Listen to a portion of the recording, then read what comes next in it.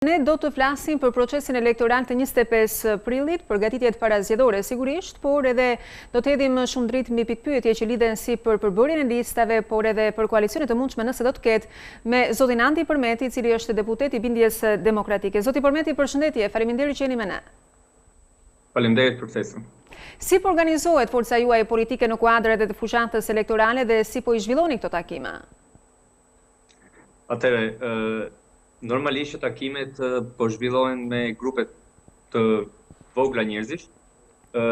Ne kemi prioritet zbatimin, po themi, të sigurisë të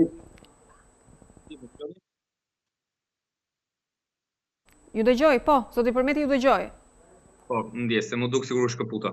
Ne kemi prioritet, po thoja, kujdesin ndaj shëndetit të personave dhe për këtë arsye ne kemi zgjedhur që në çdo qytet të Shqipërisë takimet tona t'i bëjmë me grupe, sidomos tani që ka qenë periudhë, po themi pak e ftohtë, t'i bëjmë në vendet të mbyllura, por sigurisht duke zbatuar gjitha masat dhe me grupe 9-10 veta, për të pasur prioritet shëndetin. Dhe për këtë arsye ne kemi jetur dhe po vazhdojmë të bëjmë takime të shumta, të shpejta, orë mbasore, nga të gjithë kandidatët tanë për të shpejtë. Ndërkohë, i gjykoni të drejta edhe masat administrative që janë ndërmarrë ndaj forcave të ndryshme politike që organizojnë takime me shumë njerëz dhe aq më tepër në ambiente dhe në lokale ku nuk lejohet normalisht? Pa i hyrë forcave specifike që kanë marrë masa, pavarësisht në ndjenin time, po themi praktikisht në mënyrë të barabartë, të treja forcat e tjetra kanë marrë masa ndaj personazheve të tre forcave të vjetra politike. Unë do thoja që për mua, dhe sidomos po flet me një person i cili ka vojtur për fat keq shumë në kurisë historinë e Covidit, absolutisht masat janë të drejta. Madje unë para pak kohësh kam bërë një status kur pash një takim, nuk po e citoj tani për etik, të një personazhi që e citova me emër mbi emër në Facebook, që kishte mbledhur në një sallë mbi 100 veta, cilët pjesa më e madhe ishin pa maska, duke u shtyrë me njëri tjetri, një sallë të mbyllur, dua të them, pa dritare të hapura, pak në cilë dukeshin nga foto.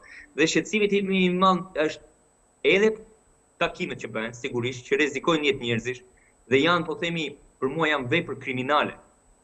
Nuk janë vetëm nevojshmëri për masë administrative. Por, shqetësimi tim tjetër është nevojshmëria e këtyre personazheve që këto takime ti fotografojnë dhe ti hedhin në Facebook. Nuk e kuptoj çfarë përfitimi kanë.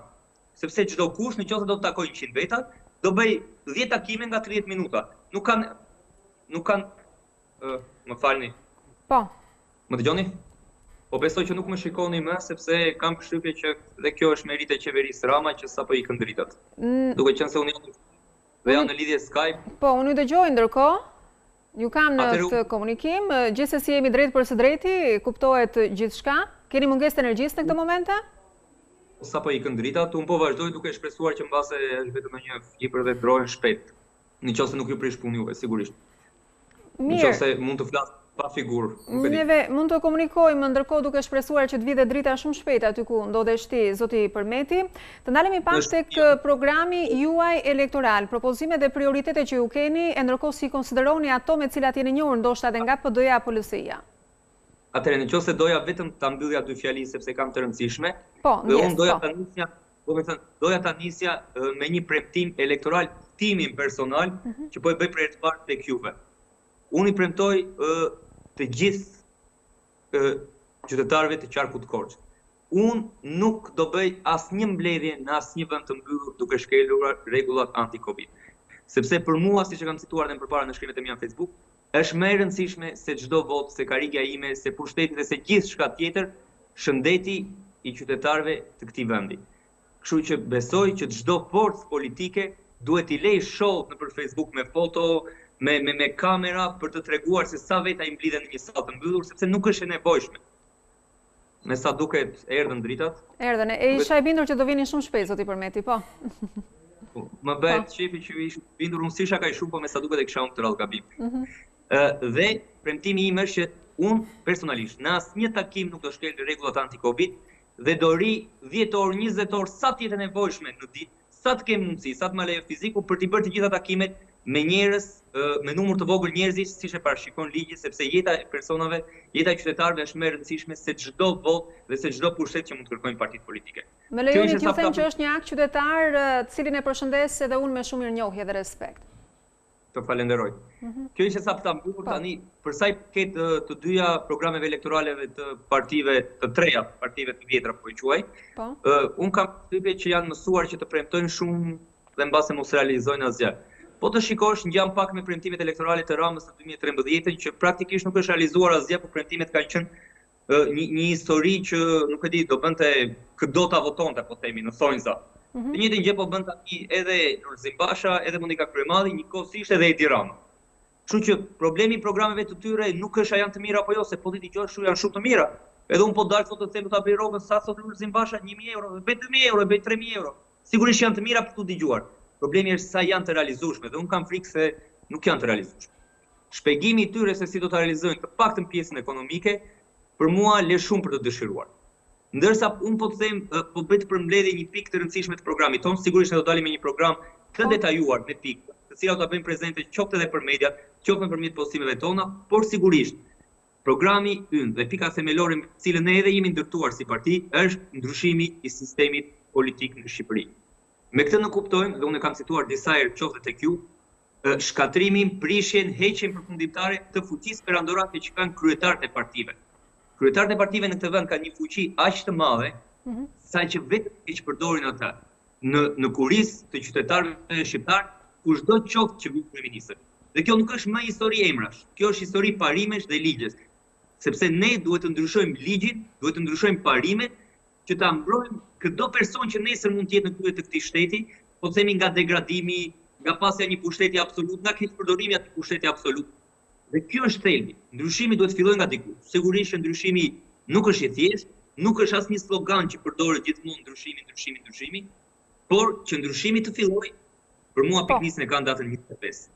Dhe ndryshimi sigurisht që mund të realizohet vetëm brenda sistemit. Nuk ka ndryshimi jashtë sistemit. Jashtë sistemit ti mund të përtasësh, mund të protestosh, mund të ngresh zërin, mund të kundërshtosh, por nuk të dëgjon kush. Për këtë arsye është e rëndësishme që të bëhesh pjesë e sistemit, pjesë e ndikueshme e sistemit, pjesë e fortë e sistemit për të filluar ndryshimin. Lidhur me përbërjen e listave që do të ketë bindja demokratike në këto zgjedhje, sigurisht besoj se mbështesni edhe apelin e ndërkombëtarëve që të ketë figura të pastrat, pa inkriminuara dhe pa probleme me ligjin, sot i përmendë. Nuk besoj se bindja demokratike ka vojtur ndonjëherë nga këto lista, madje përkundrazi nga këto individ ne gjithmonë i kemi sulmuar, i kemi cituar dhe me emra disa herë edhe unë në parlament, pavarësisht që një pjesë e tyre është larguar nga dekriminalizimi, ne përsëri i kemi cituar, i kemi kujtuar për të treguar tendencën dhe dëshirin që ka një kryetar partie për të sjellë këta emra në betejën politike ose jo, kështu që nuk besoj se ne kemi për të patur ose kemi patur ndonjëherë probleme me emrat e tyre. Keni ndonjë mendim të finalizuar sa i takon mënyrës se si do të shkoni në këto zgjedhje, do të jeni të vetëm në një listë apo do të shkoni bashkarisht me Topallin?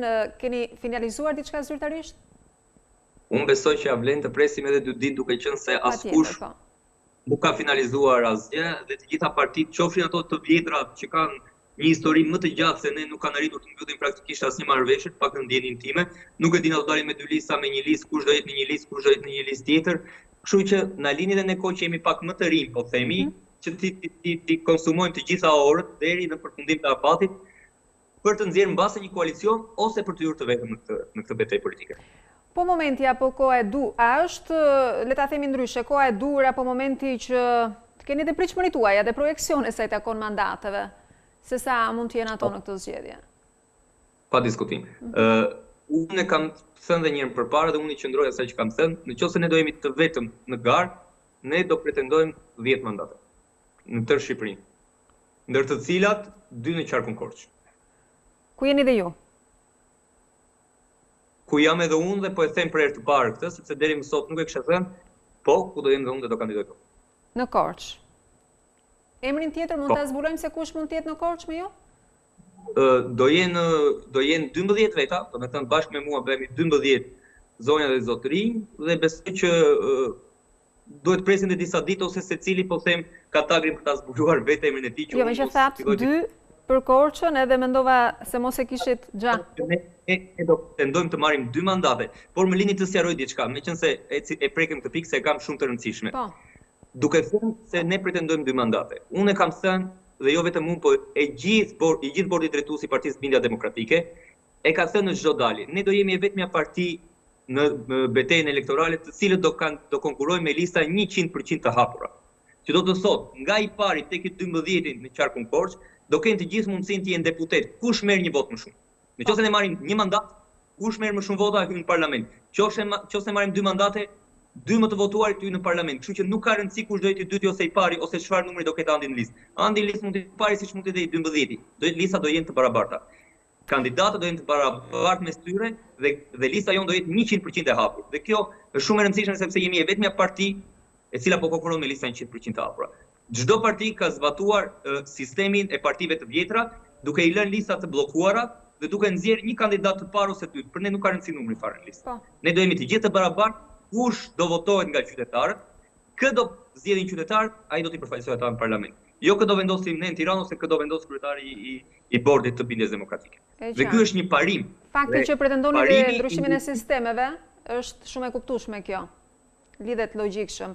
Ndërkohë, zoti Përmeti nuk po përmend zotin Edmond Spaho, që është drejtuesi politik i Partisë Demokratike apo atë të Partisë Socialiste Peleshi, por zoti Ibrahim Llari nga Lëvizja Socialiste për Integrim kam patur një intervistë me atë vetëm pak ditë më parë, është shprehur se LSI aty fiton 4 mandate në Korç. Me sa duket të gjitha partitë kanë thënë nga një numër, unë nuk dua ta gjykoj. Të marrin sa të marrin, thjesht në fund të ditës mos dalin llogarit 70 mandate në një qark që janë vetëm 11 mandate. Po gjithsesi, unë nuk bëj dot llogaritë e palëve të tjera, do ishte e padrejtë, sepse nuk e njoh as fushatën, as terrenin për ta, sa njerëz kanë, qoftë për zotin Ibrahim Llari, qoftë për zotin Spaho, qoftë për zotin Peleshi. Unë mund të bëj llogaritë, po themi, të partisë time dhe pretendimet e partisë time. Të partisë të tjera nuk i bëj dot llogaritë. Secili ka llogaritë e tij. Do jenë qytetarët në fund që do vendosin në do ecin. Patjetër, po. Mendova që mund kishit një koment në lidhje me këtë, po. Jo, nuk kam asnjë koment. Koment kam që nëse qytetarët janë të kënaqur me formacionin dhe me partinë e LSI-s dhe si ka bashkëqeverisur ajo ndër vite, dhe këtë nuk e kam vetëm për LSI-n, po dhe për PD-n dhe për PS-n, i japin jo një, japin 70 mandate në çdo qark. Nëse nuk janë të kënaqur dhe duan një ndryshim rrënjësor të sistemit për ta nisur nga diku, besoj që nuk do t'i votojnë, por kjo ngelet për të parë. Qartë, Basha kryeministër apo Rama mandat të tretë e fundit fare kjo? Mbase asnjëri, apo kjo është gjithmonë jashtë. Bukur, mund të jetë një përgjigje shumë diplomatike te kjo tjetra. Kush për shembull, nëse jo njëri nga të dy? Në doni të jap një përgjigje me naivitet, me dëshirën e mirë, është një përgjigje shprese. Mbase mund të jetë secili prej tyre, por për mua është një përgjigje shprese. Shpresoj mos jetë asnjë nga ta. Por, kush? S'ka rëndësi kush. Të jetë dikush që po themi o është më pak i provuar, o nuk është i provuar, ose i jep një shpresë dhe një shtys të re këtij vendi. Sigurisht, këtë do ta vendos qytetari me votë, mund ta vendos unë nga ekrani, por unë do shpresoja vërtet, nuk besoj që Rama ka më të jap këtij vendi në 20 vite që ka qenë në drejtim të tij. 8 vite kryeministër, 11 vite në mos gaboj kryetar bashkie, një 5 vjet ministër kulture, të njëjtën gjë nuk besoj se Lulzim Basha mund të japë më këtij vendi. Ka qenë një 6 vjet ministër, 4 vjet kryetar bashkie dhe më pas mbi të gjitha ka qenë 8 vjet drejtuesi i opozitës që e ka parë e gjithë Shqipëria se çfarë i ka bërë opozitës dhe një pasuri kombëtare të shqiptarëve siç është Partia Demokratike.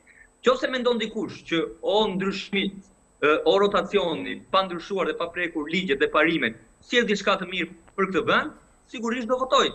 Unë nuk e besoj që është. Unë besoj që rotacioni në këtë rast nuk sjell asgjë të mirë dhe kur them rotacioni nuk sjell asgjë të mirë, nuk them që duhet të ri Rama. Për mua duhet gjenden mekanizma detyrues për ta ndryshuar rrënjësisht politikën shqiptare. Dhe duke filluar, duke larguar të gjithë individët që e kanë jo provuar, por stër provuar vetë. Është eksperimenti i Einsteinit që thotë është budallëk që ti të bësh të njëjtin eksperiment 100 herë sepse rezultati do të dalë i njëjtë. Kështu që kush pretendon që Rama po pret mandatin e tretë për të bërë një gjë ndryshe nga 2 mandatet e para, ose Basha po pret mandatin e parë për të qeverisur ndryshe nga çka drejtuar PD, më fal për fjalën, po i bie që nuk logjikon drejt. Ndërkohë, zoti Përmenti, aleancë pasjedhore me njërin apo tjetrin apo as mendohet, nuk ka shanse? Jo, kjo s'ka rëndësi, kjo duhet parë gjithmonë, e para janë dy pika themelore që të shtyjnë drejt kësaj lloji aleance, pas zgjedhore flas. Para zgjedhore nuk ka shans. Kemi deklaruar që në fillim. E para njerëz çfarë do vendos populli?